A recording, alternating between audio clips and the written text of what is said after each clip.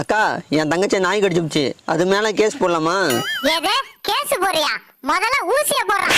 Case போட்டா உனக்கு தான்ப்பா செலவு. அது யாரு நாயின்னு பார்த்து அவங்க கிட்ட 500 ரூபாய் வாங்கிட்டு ஹாஸ்பிட்டல் கூட்டு போ. யோ, நாய் கடிச்சது அவன் தங்கச்சிய, வலி அவனுக்கு தான் தெரியும். 500 ரூபாய்லாம் பத்தாதியா? 5000 ரூபாய் புடிங்கிட்டு கொடுப்பா. சரிக்கா. யாரு நாய்ப்பா? உங்க நாய் தான். 5000 ரூபாய் கொடுங்க. சரியா, பேசி முடிச்சிட்டு வா.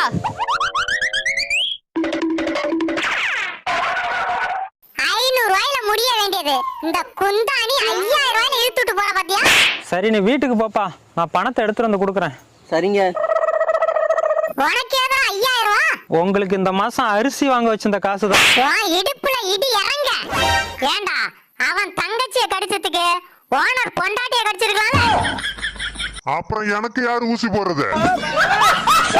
நீ சொன்னது